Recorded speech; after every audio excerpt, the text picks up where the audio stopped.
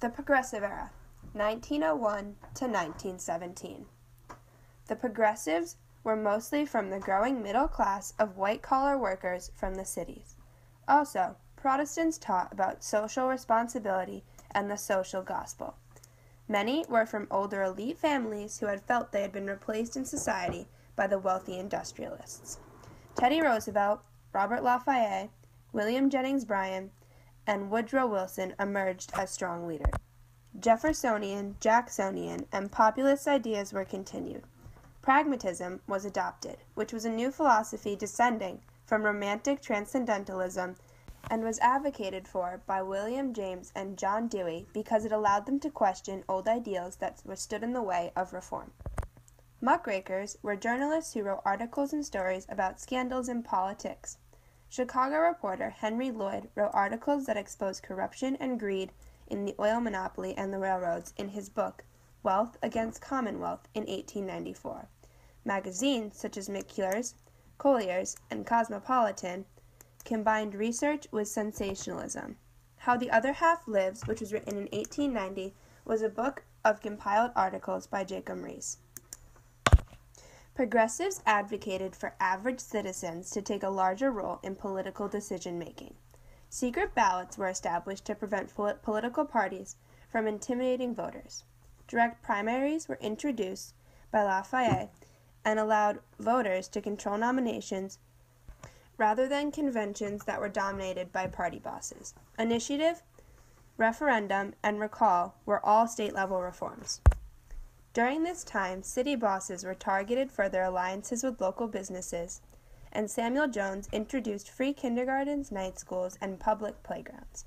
The want for companies not to have control of utilities led to new kinds of city government, including the City Commission, which allowed voters to elect heads of city departments along with city managers.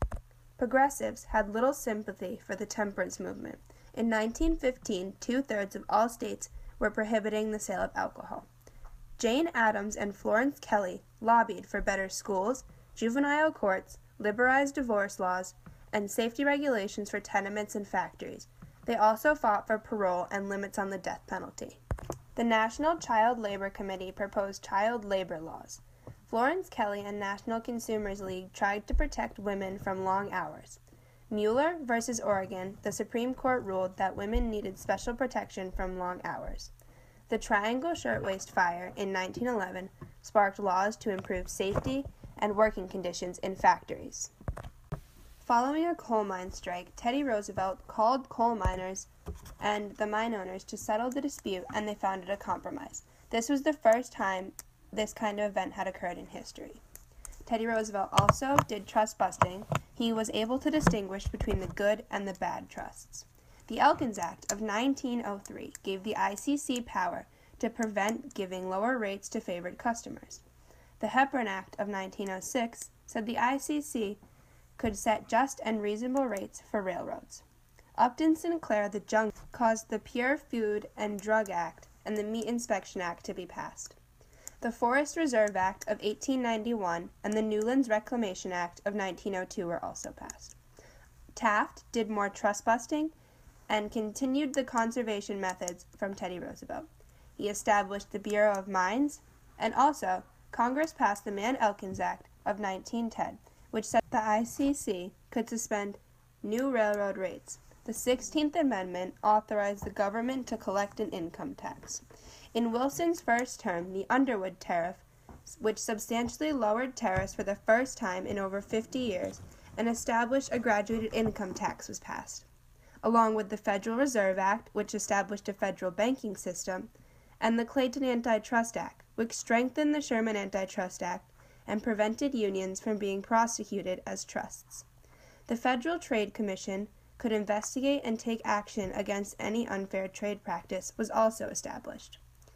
And lastly, the Child Labor Act, which prohibited shipment and interstate commerce of goods manufactured by children under 14.